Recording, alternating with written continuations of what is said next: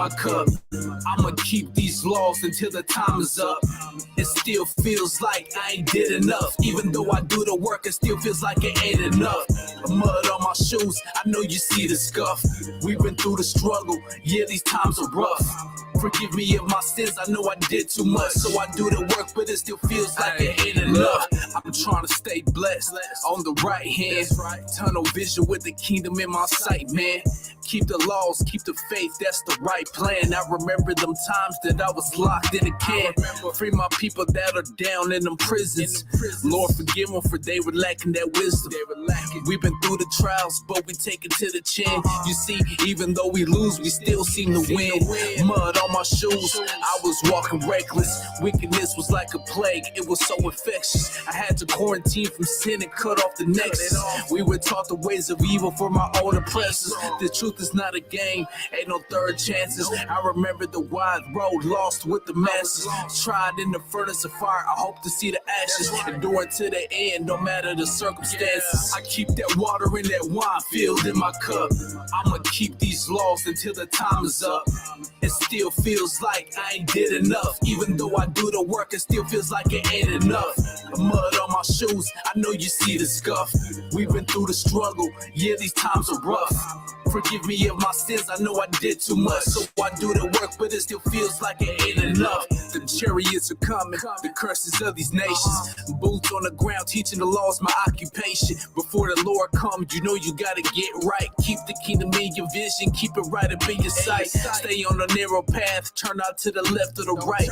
Keep the oil in your lamp and maintain the light. This is separation from the tares and the wheat. When Satan come, we gon' knock him down to the white meat. Round 3, third row, increase the tribulation. Stay in the game, steadfast with the meditation. We keeping Torah, cause the Torah is the way to breathe. Iron sharpens iron, we cutting doctrine swords from the sheath. Don't burn the bridge, the Most High made it get us free. Them trumpets like the buzzer, fourth quarter we shoot the 3. The last days of Esau's kingdom is coming down. And Jacob we got next, we going for the crown. I keep that water in that wine filled in my cup.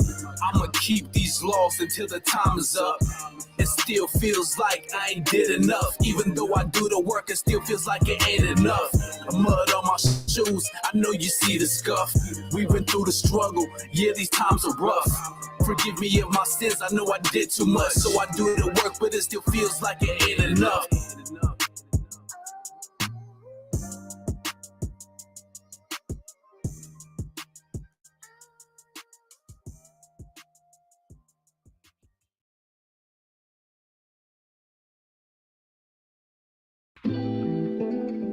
Yeah. And we all need some water in that wine, man. MJ. We all know that water's that word that cleanses us, man. And that wine that maketh glad the heart of man, and the oil to make his face to shine. Yeah. Open up your eyes and see. The truth is that in these times we still ain't free. Scoffers and scorners, they don't bother me, cause we know that you ain't got the light if you ain't speaking prophecies. Water and wine is the remedy. Drink it in moderation, we don't need the Hennessy. The commandments of the Most High is what Father means. You ain't got that light if you ain't speaking prophecies. The testimony of the Lord is sure, make it wise and simple. On the corners with this truth, we make the oceans ripple. I'm caught up in a meditation, the beginning of Genesis all the way to Revelation. Yeah, that's the revealing of prophecies. Come get a dose of this truth. The stealing of our identity in the scriptures, the proof. Precepts we gon' shoot, they duck down in the battle. Warfare in this field until we make the serpent rattle. Yeah, we tryna wake up the lost sheep from walking in the slaughter, and let them know that we declare Yahweh's the potter, and we the chosen to be above the nations of the earth. Jeremiah 1:5, we've been known ever since the birth, but our people still in sorrow. Tell me where's the mirth? Gotta be a light to our people, put fringes on your shirts. We almost going home, can't you see we're running out of time? Rejuvenate the spirit, drink some water with some wine. Open up your eyes and see. The truth is that in these times we still ain't free. Scoffers and scorners, they don't bother me, cause we know that you ain't got the light if you ain't speaking prophecies. Water and wine is the remedy. Drink it in moderation, we don't need the Hennessy. The commandments of the Most High is what Father means. You ain't got that light if you ain't speaking prophecies. Water's what I need, wisdom's what I breathe. We were wasted upon them seas, hung upon them trees. Take a moment to take this life, learn from the trials and tribulations. Don't give up, keep running these miles. Everywhere we've been in this earth, always been the same. Captivity after captivity, locked in these chains. Rebellious ways made us rags. Royalty of the past, we lost it because we erred from that path. These heathen nations looking at us now like we're filthy. Our possessors slay us on the daily, they ain't guilty. All praises to the Most High for giving us His mercy. Even though we strayed away and we don't even feel worthy. Invested into the kingdom, we gotta put our stocks in. Keeping these laws in favor to the end, ain't no stopping. Abounding the work of the Lord, you gotta stay clocked in. The water is the word and the wine is sound doctrine. Open up your eyes and see. The truth is that in these times we still ain't free. Scoffers and scorners, they don't bother me, cause we know that you ain't got the light if you ain't speaking prophecies. Water and wine is the remedy. Drink it in moderation, we don't need the Hennessy. The commandments of the Most High is what Father means. You ain't got that light if you ain't speaking prophecies.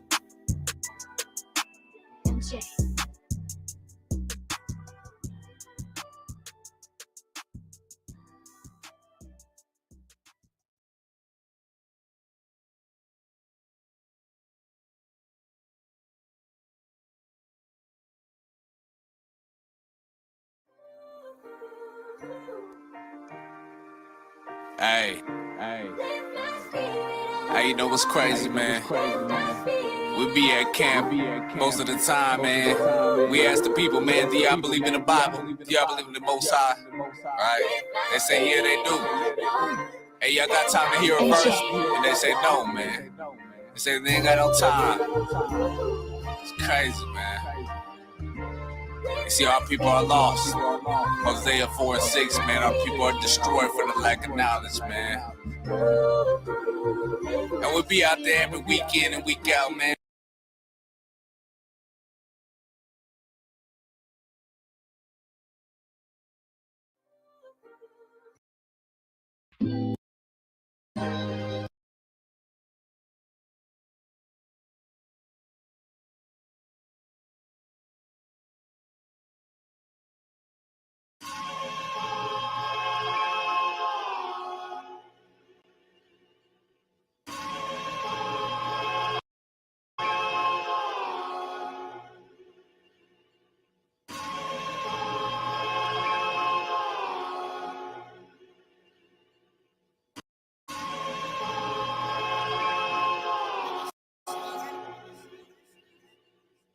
I hope the Spirit of the Lord come hindering for the past.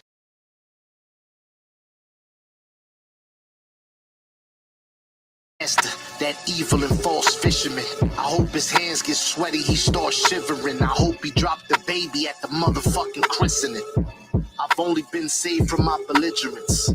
My eyes have been open to my ignorance. I show myself approved through study and all diligence. Now I must endure to see the lamb of my deliverance. Strong delusions, Christians in assimilation, eating unclean meats when God said it's abomination.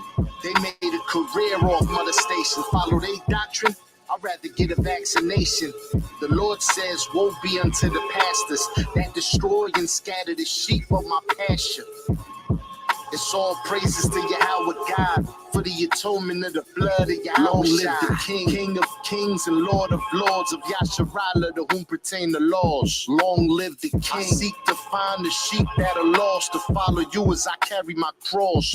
Long live the King, King of kings and Lord of lords of Yasharala, to whom pertain the laws. Long live the King. I seek to find the sheep that are lost, to follow you as I carry my cross. Long live the King.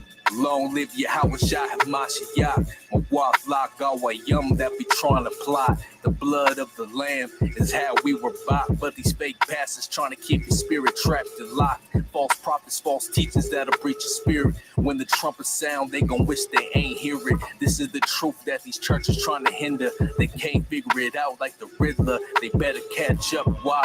Cause we're going from breakfast to dinner. They get drunk off of these false doctrines. Wine bibulous. After revelation, scribes provide a new page. We bulletproof in this truth like Luke Cage. We kicking sound doctrine like Luke Kane. They better repent, cause I know they feel the birth pangs. They only in it for the top, so they stay lying. They stumble over themselves like Joe Long live Biden. the King, King of kings and Lord of lords, of Yasharala, to whom pertain the laws. Long live the King. I seek to find the sheep that are lost, to follow you as I carry my cross.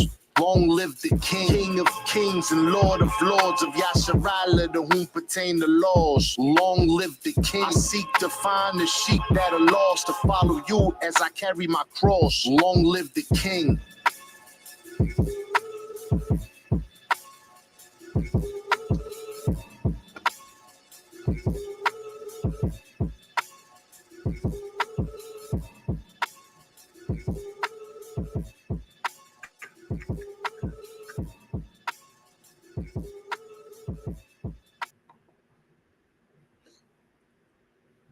All right, Khan, man. All right. First and foremost, I want to say, call halal Yahweh, by Shem wa Malak Yahweh Shah. That's all praises and honor to the Most High God, right? In His Son name, who we call our King, the King, right? Yahweh Shah. Right. Peace be unto all the family out there, man. Right. I hope y'all had a wonderful Passover for those who had the Passover already. Right, and Feast of Unleavened Bread. It was a beautiful situation, man. You know, eye opening, right? I was able to reflect on a lot of things, you know, before and after the Passover and during the Feast of Unleavened Bread, man. I pray brothers did the same thing. Right. Shalom to the brothers and sisters, right? The Akim and Akwatium out there that's doing this work, man, sacrificing on a day-to-day basis, right? Denying their flesh and coming back to serving the Most High God in truth and sincerity, man. And shalom, right, to the children out there, honoring their father and their mother, right? And to the wives, right, being keepers at homes, and the husbands, right, being providers and protectors and leaders in their household, right? Shalom. So what we're gonna do today, man? You know, I was reading in Genesis, right, and it was a heavy spirit of jealousy that was placed upon Rachel and Leah, and it made me wanted to go into, you know, the kind of a spiritual battle of jealousy, man. Right? There's a type of godly jealousy, which we see in the book of Corinthians, where I believe it's chapter 6. And then there's a regular jealousy where you just envious or you want something that somebody has, right? And it's not in righteousness. Like you could covet a person that read, let's say, 5 chapters a day, right? You could covet that, and that'll be a righteous jealousy, right? But then you could have a person that have a beautiful wife and a beautiful family, right? You could also covet that, right? Which would be off according to the spirit and according to the scriptures, right? So, without further ado, man, let's get into some of these scriptures that I have on this topic, right at hand. So I'm gonna pull this up right quick, Salakia. And again, for a while, if not for the whole time, I'm gonna be a one-man show. So, Baba Kushab, be patient with me. All right, we're gonna get this done. Okay, let's go here. Boom. Right, I was gonna start in Sirach 26, but let's go to Sirach chapter 9. Right. Yeah, that'll be dope.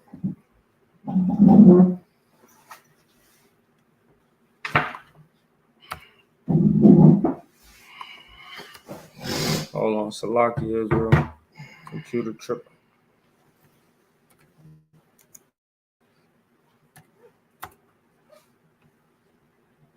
Shamon Lee. Shamon. All right, so this is the book of Sirach, chapter 9, and verse number 1. And it reads, don't be jealous of thy wife you love. Don't be jealous of the wife you love. You will only be teaching her how to do you harm. Do not surrender your dignity to any woman. Keep away from other man's wife, or they will trap you. Do not keep company with female musicians. They will, Salah, they will trick you. Don't look too intently at a virgin, or you may find yourself forced to pay a bride price, right? So, and all this has everything to do with jealousy, right, or coveting. So it says, don't be jealous of the wife you love. Why? Because then you start trimming your ways for your wife, right? You start making her your God rather than the Most High your God. And at the end of the day, what we see, right? And I don't like the way this is working. So to Genesis, right? Let me show y'all something. Gateway ain't being my friend, so let's go here, right? Genesis chapter 30.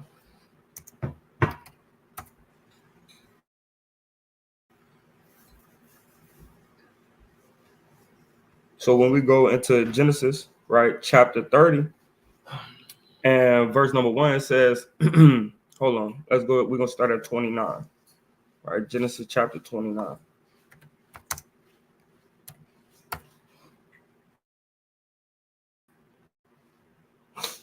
And we know this is the time, right, when Jacob just got Leah and Rebecca, right? After doing his first 7 years for Rebecca, Laban gave him Leah, right? And then a week later, he gave him Rachel, the woman he really was working for, right?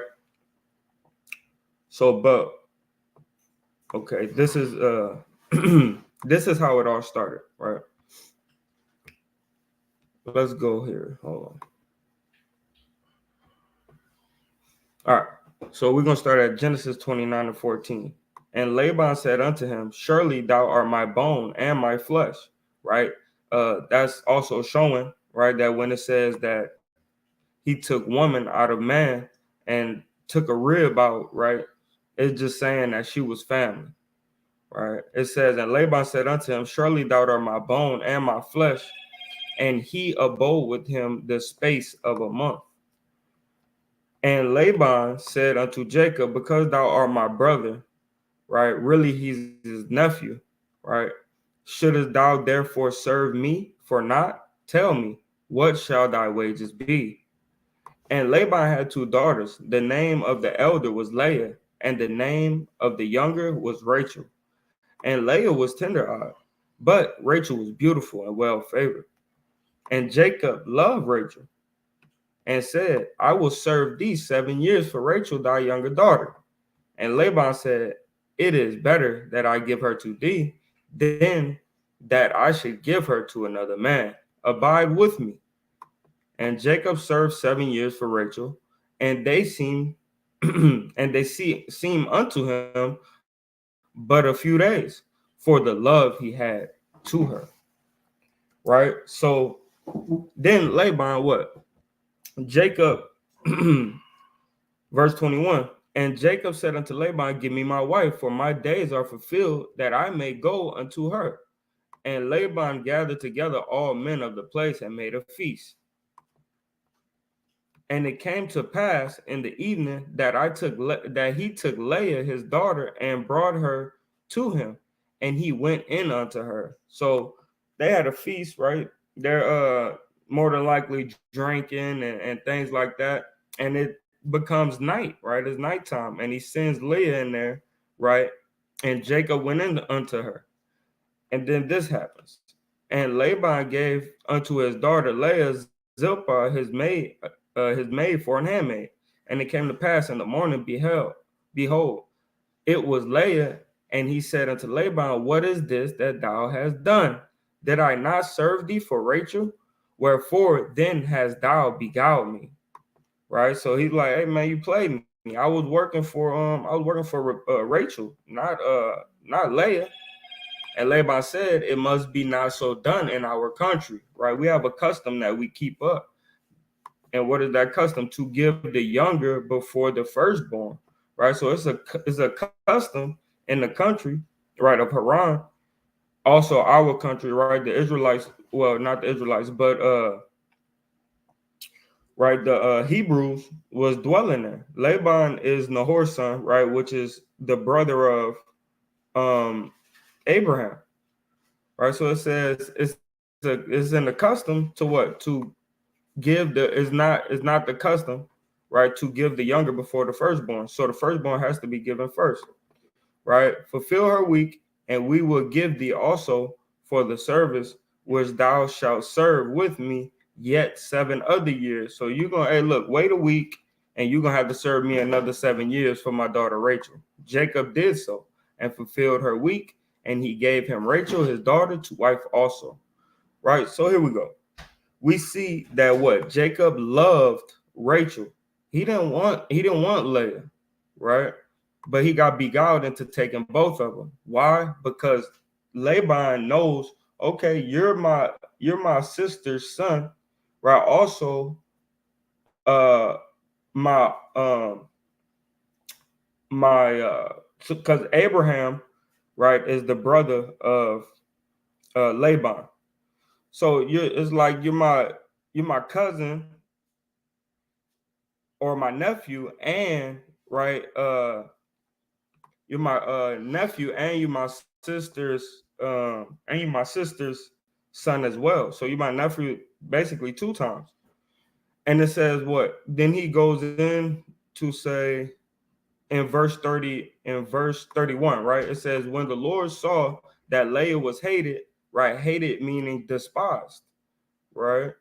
Saw that Leah was hated, he opened up her womb, but Rachel was barren. So he saw that Jacob loved Rachel more than Leah. So the Most High did a mighty work, right? He said, look, this is what I'm gonna do.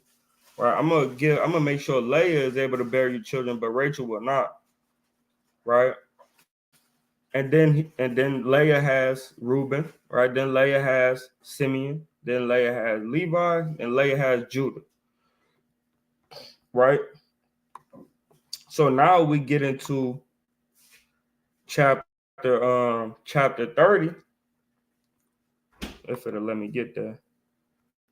We get into chapter 30, and it shows a spirit of jealousy, right? 30.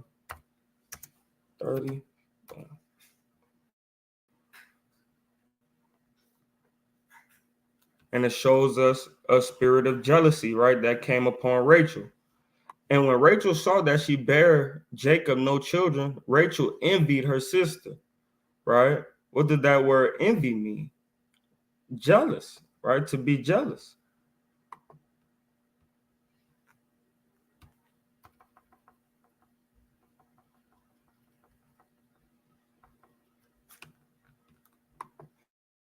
H7065, right? Kana. Strong's H 7065. Kana. Kana. Kana, right? Zealous, very zeal, jealous, jealousy, envy, envious. To envy, be jealous. To be envious, be zealous. All right, so she had a zealous spirit of jealousy on her, right? Because she wanted to be of service too and have children as well for her husband. And Jacob angered Salah. And Rachel saw that she was barren, and Jacob Salaki. And when Rachel saw that she bare Jacob no children, Rachel envied her sister and said unto Jacob, give me children or else I die. Right? So we see that the spirit of heaviness was on her like times 10. And it was because she was jealous, right, of her sister. And it's like, when you don't have children, that's why you have a lot of women dying of depression, right? When they don't have kids at an early age, because then in your later years, you're not able to have them, right? Or you have a high risk pregnancy. So Rachel's letting them know, hey, look, man, I'm about to fall into depression if you don't give me no children, right? And Jacob anger kindled against Rachel, and he said, am I in God's stead? Am I in the place of the Most High? Who had withheld from thee the fruit of the womb? He's not in that place to bless her with a baby, right? All he could do is go in unto her. You know, at the end of the day, it's up to Most High to make that seed come into fruition, right? And become a child. So we see that the spirit of jealousy, man, it makes you think bad thoughts, right? It put a spirit, right, of that you would kill to get what that other person have. I mean, look at David, for instance, right? David, he got envious that what was his name? What was that dude's name that he killed for Saul was jealous of David. No, the one that he killed for Beth King Saul's Bathsheba. King Saul's brother. I mean, the son. Oh no, you talking about Uriah? My fault. Yeah, he sent them into battle and killed and got him killed. Yeah, you're talking about Uriah. Yeah, so he was jealous over him and his household, right? Which we're not supposed to do. And what happened? He sent him out there to battle on the front line just for him to die so he could have his wife, right? So we see what jealousy brings forth, man. Right? Sin. So these sisters, right? These sisters, they're jealous over one another. And Leah, right? Leah wasn't even tripping on it so much at the beginning, right? As if when she got barren, right? At some point she got barren as well. So the Most High could show the love of Rachel. So you had something, bro?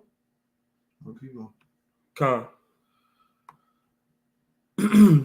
So I want to get this quick precept, right? In Proverbs chapter 6, verse 34.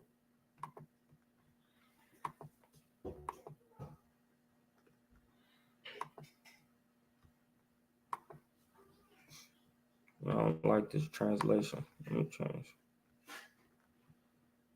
change this translation right quick, y'all.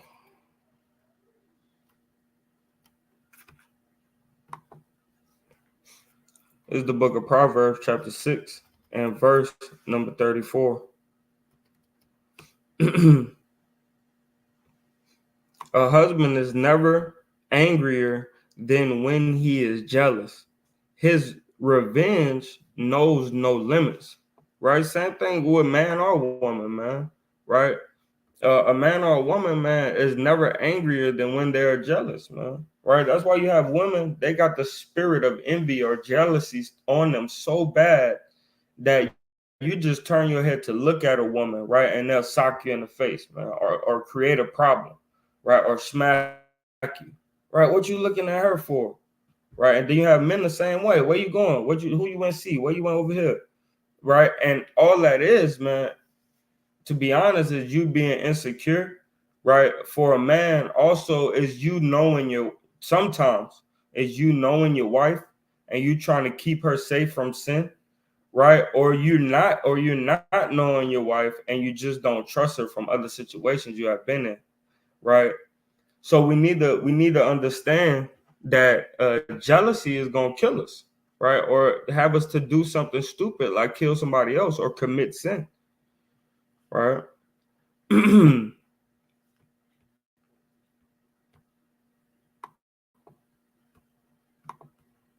right, it's a lot. So I'm gonna grab this other one right quick too.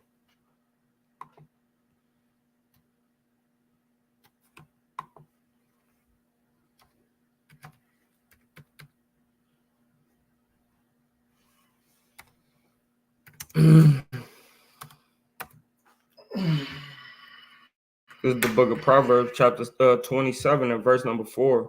Anger is cruel and destructive, but it is nothing compared to jealousy. Yeah, because when you covet, it ain't just that you angry, you get real malicious, right? When you're jealous, right? You kind of look at the bro got you at his house, right? And you just kind of always glancing a look, man, right, at his wife until that damn lust consume you, man. And then now you catching her by the garment, right? Like that lady did to Joseph, right? So we gotta watch these things, man. And sin, right? Sin gets provoked from the eye, man. Right? That's why the Lord said, "What if thy eye offend thee, right? Pluck it out." Because at the end of the day, that's where all sin come through, man. It's like a portal for sin. This is the book of Matthew, chapter 5, and verse number 30. Right? In the New Living in the New International Version. And if you're and throw it away, it is better for you to lose one part of your body than for your whole body to go into hell. It goes on to say what?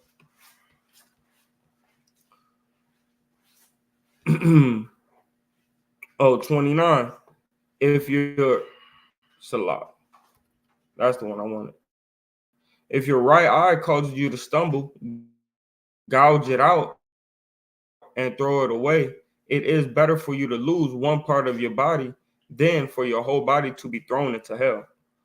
Right? Because from the eye, man, that's where you get all of your desires. Right? That's why the Most High try to tell us to have a mind like him, so we don't go off and start doing our own thing.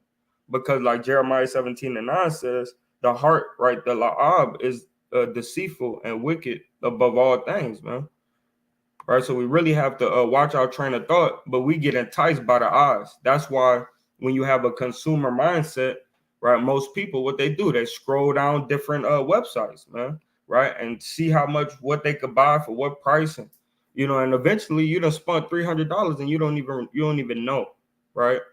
So the eye is what inflames us, right, to want some things. That's also why David, got Uriah's wife, right? Because his eye enticed him. So, right, I'm gonna get one more, and then we're gonna go into the law, right? Where we get the institution of being covetous, right? Or covetousness. This is Galatians, right, chapter 5 and verse number 20. And it reads, idolatry and witchcraft, hatred, so like we're gonna start at 19. The acts of the flesh are obvious: sexual immorality, impurity, and debauchery, idolatry, witchcraft, hatred, discord, jealousy, right? And what comes with jealousy? Fits of rage, selfish abomination. What this is?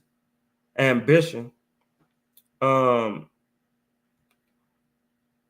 dissensions, factions, and envy, drunkenness, and wickedness. Right? I believe that's orgies and the like. I warn you, as I did before, that those who live like this will not inherit the kingdom of God. Right? Because the Most High wants you to be sober. Right? He wants you to be vigilant, be strong enough to fight off those natural human things that a lot of people give into. Right? We're supposed to be spiritual beings, man. Like we're supposed to knock down the flesh and build up the spirit. Right? So what happens is that through the lust of the mind, or envy or jealousy or covetousness, we end up touching stuff that we ain't got no business touching. We end up doing things that we ain't got no business doing, right? Because that's just the the natural way of man. Man want what he wants, right? And by any means, he'll get it. And we hear that in the world all the time, by any means, right? You even got Kevin Gates that made that whole album, by any means one and by any means two, because the thing is when you want something, it's so bad that the scriptures tell you that a man will sell his bowels, right? To get something that he feel like he couldn't get any other way, right? All right, so now we're going to go to Deuteronomy.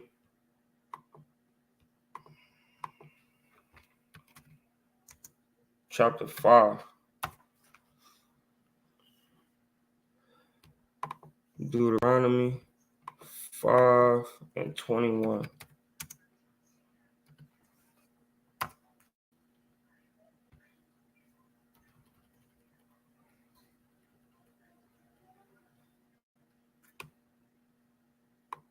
You shall not covet your neighbor's wife. You shall not set your desire on your neighbor's house. Right? Let's get that word desire.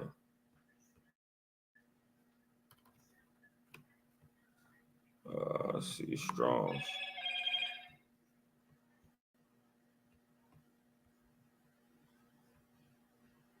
Man, my shit is glitching. I wonder why.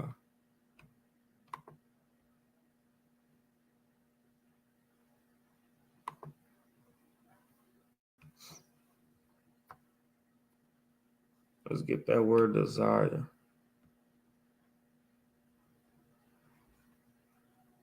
What was that? 5 and 21.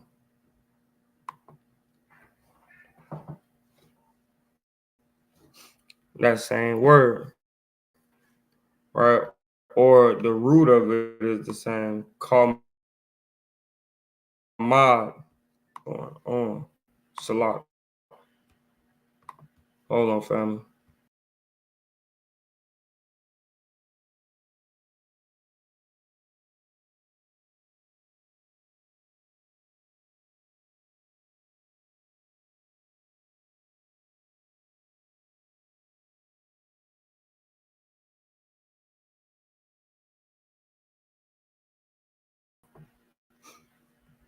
All right, Khan.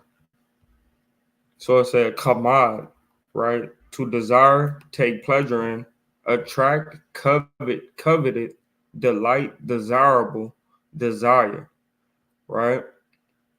So it's something that you covet, right? Your desire is something that you covet. It's something that you lust after, right? It's something that you're attracted to, right? Whether it be things, people, places, right? Whatever it is, you're attracted to it, right? You want it, and you have good desires, right, and good lust, and then you have evil desires and evil lust, right? And we have to make sure that we're making those right decisions of what we're gonna lust after, right? Because Rachel, when we go into Genesis, right, Rachel, her desire, right, was to have children. Why? Because she felt like Leah was having all the children and Jacob was going to end up loving Leah more. So the jealousy, right, crept in due to what somebody else had and what she didn't have, right?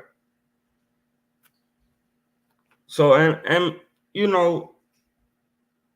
there's a lot to want in life, and sometimes we need to take the time to see what we really need and what we don't, because certain things is good for us and they're meant to build us up, and other things is meant to destroy us, right? Like you have men, that have extra wives, right? And you have men that seek to have extra wives, but is that gonna help you, benefit you in life, benefit in your relationship that you already have?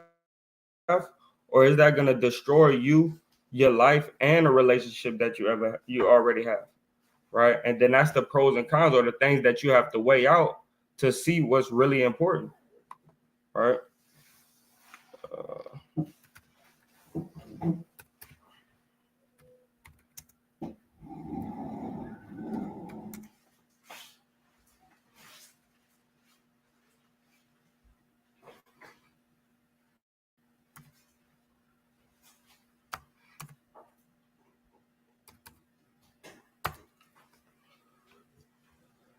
So in Songs of Solomon, we see something of the same sort, right?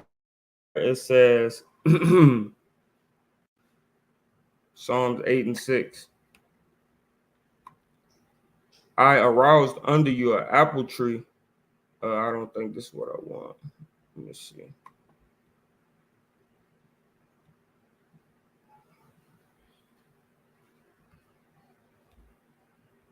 Yeah, I don't think that's what I want.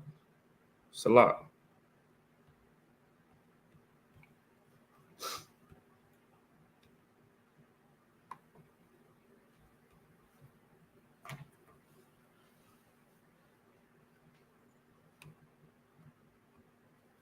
I wonder why this thing is glitching like that. Let's see.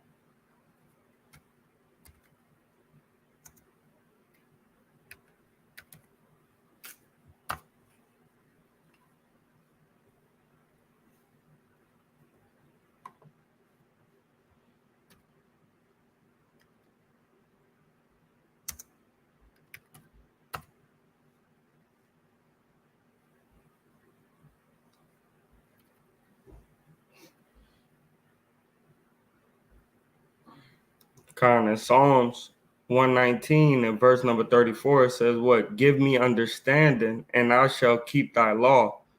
Yea, I shall observe it, right, with my whole heart, and make me to go in the path of thy commandments.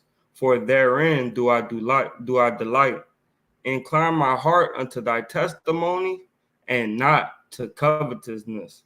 Because when you read David, right, and you read Solomon, right, they're always talking about the people who had different earthly possessions or treasures, right, more than them. Like in Ecclesiastes, he said he seen the work all done all under the heaven, and it was vanity, right? And he says also, riches, riches, I believe is riches profit not, right? So a lot of times, man, we covet things that don't really matter, right? And it ends up being vanity.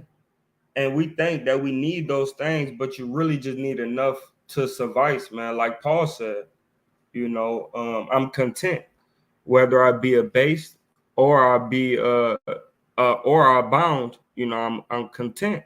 I'm happy with either or. But in verse number 37, it says, what? Turn away my eyes from beholding vanity, and quicken thou me in thy way. Right? So it says, bring me alive in your way, man. But it says, take my eyes from beholding vanity. Why? Because the eye is where we get enticed, right? You see a beautiful diamond, beautiful Rolex, beautiful chain, right? And you say, okay, yeah, I want that, and you'll do anything to get it, man.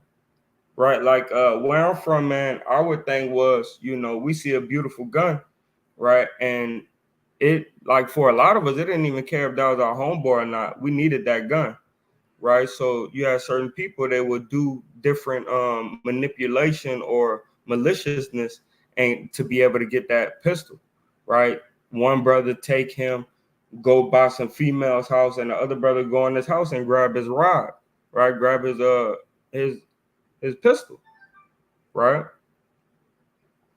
So we know that covetousness brings sin, and it kind of starts, right? I ain't gonna say always, because it's a thought as well, but the eyes always bring out jealousy. You see somebody in a Rolls Royce, oh, I want that. Right? You got two TVs in the back. Yeah, I need that. And then you go into stealing his dang car, man. And now you do 10 and a half years for Grand Theft Auto, right? Because you was jealous. You was envious, right? Towards your neighbor, man. And it says, man, envy not the oppressor. Why does it say it? because whoever's oppressing you, they automatically gonna have more than you, right? Because you're in their land, you're in their jurisdiction, right? So they have more pull in their area than you do, you know.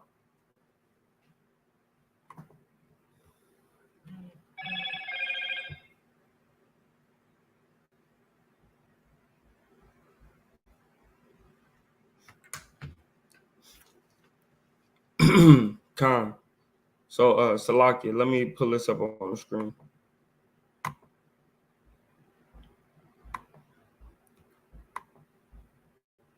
And the key part, you know, about this whole thing, man, is that we gotta deny, right, the works of the flesh, right?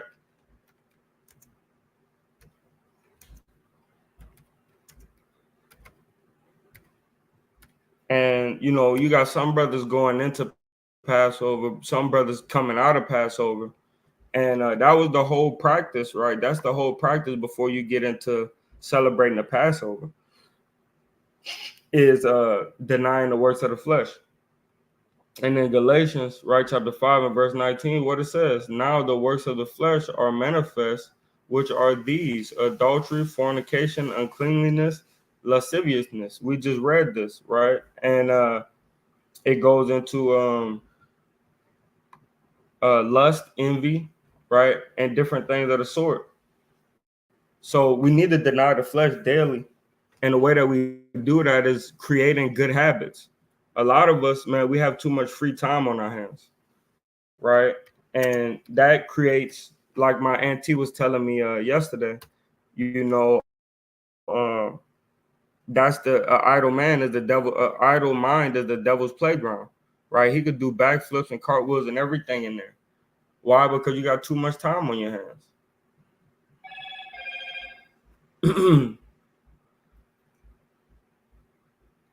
All right, this is the book of Exodus, chapter 20, and verse number 7. Thou shalt not take the name of the Lord thy God in vain, for the Lord will not hold him guiltless that taketh his name in vain.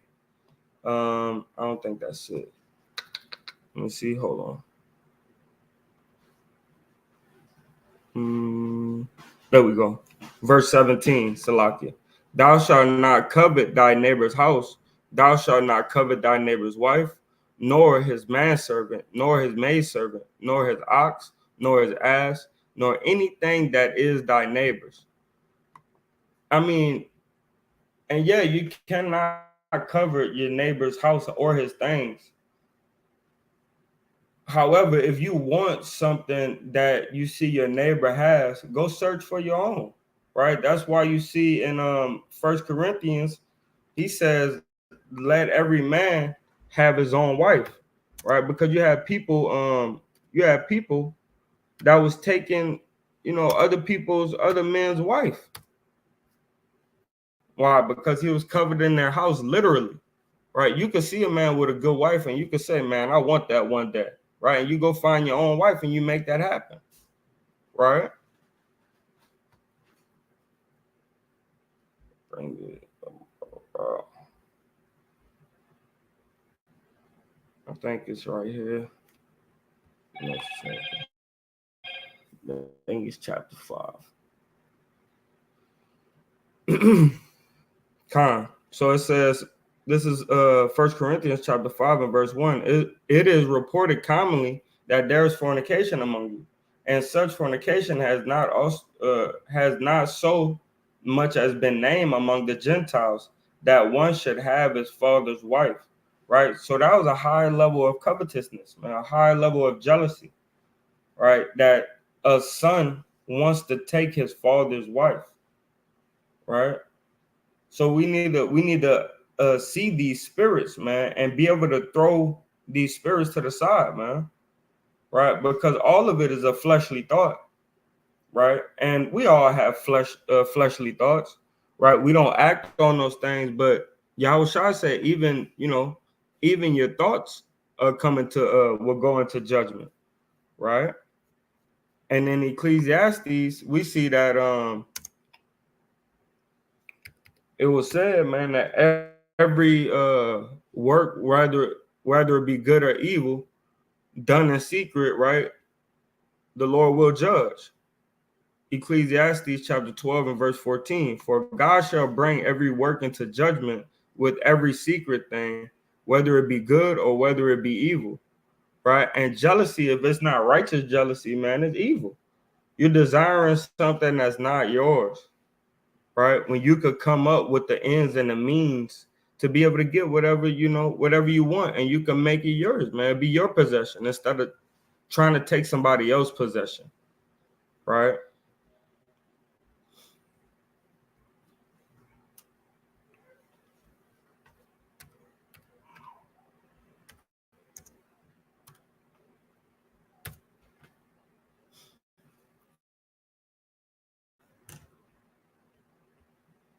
And in Mark, we see Yahushua talking about this as well. This is the book of Mark, right? Chapter 7 and verse number 21. I'm going to start at 20. It says, and he said unto them, are ye so without understanding also? Do ye not perceive that whatsoever from without enter into the man, it cannot defile him, right? And it's not talking about food, right? Because it enter not into his heart, but into the belly, and goeth out into the draught, purging all meats, right? So it's talking about when he and the disciples was eating with unwashed hands, right? And it says, hey, all it does, it goes through the belly. It doesn't go in the mind, right? It goes into the belly and it purges all the, it takes out all the nutrients, right? And it goes into the drought, right? You send it down the toilet. And then it says, and he said, that which cometh out of a man, that defileth the man, right? For from within, out of the heart of men, proceed evil thoughts, adulteries, fornications, murder, theft, covetousness. And how do we get all of these things, right? Proceed evil thoughts, adulteries.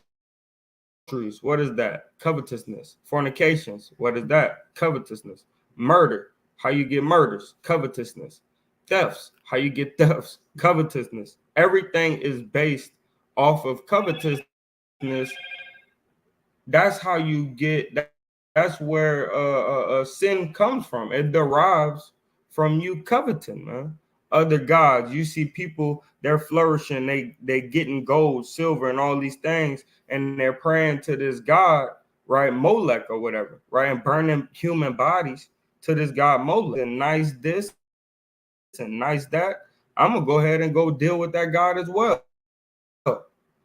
And that's what happens, man. And then by our jealousy, we provoke the Lord to jealousy, right? And it says thefts, covetousness, wickedness, deceit. What brings forth deceit? You got to lie and be a deceiver to get certain things, man, when you covet it, right? Hey, just don't worry about it. He'll never know, right? He'll never know. She'll never know, right? Don't worry about it, right? These things, man, all come from lust, man. All come from you coveting somebody else's things. Deceit, lasciviousness, right? Which for me, right? Filthy lies, pride, and foolishness. All these things come from within and defile the man, right? And these things, the way that they come is, like I said earlier, from the eye. You start to want, right? You start to want certain things because you've seen it with your eyes. And I'm gonna end it off with this right here.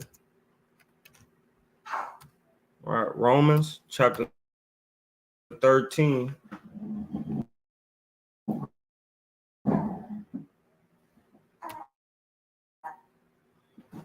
If I could ever get there.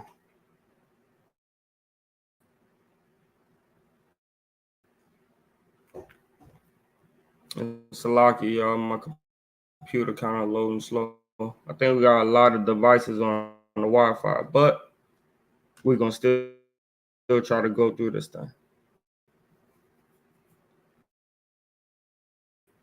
All right.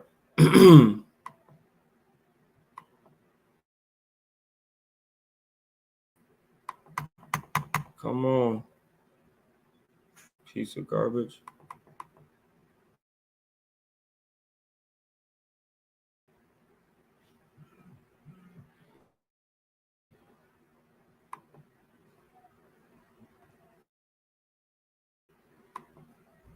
It's a lot. Let me try this.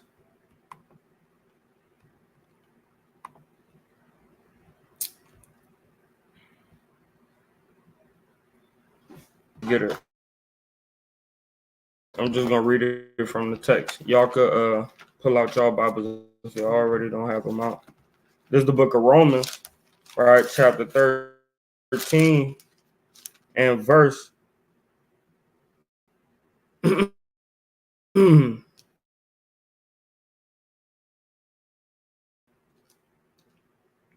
number 9. For this, thou shalt not commit adultery, thou shalt not false witness, thou shalt not covet, and if there be any other in this, saying, namely, thou shalt love thy neighbor as thyself.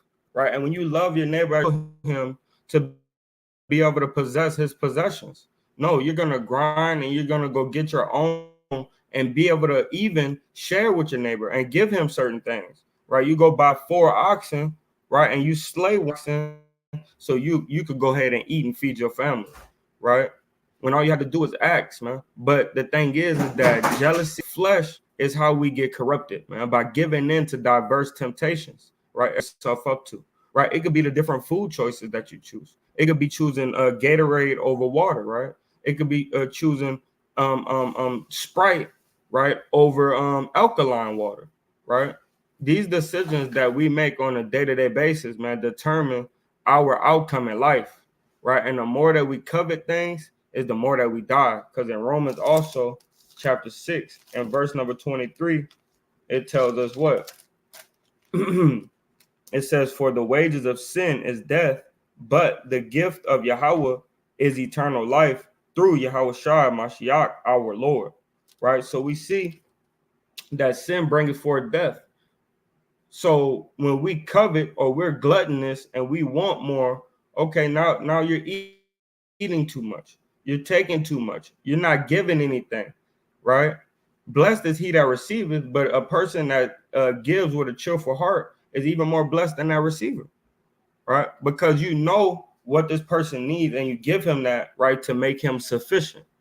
That way he could live a little longer, take care of his wife, his kids, his family, other friends a little better, right?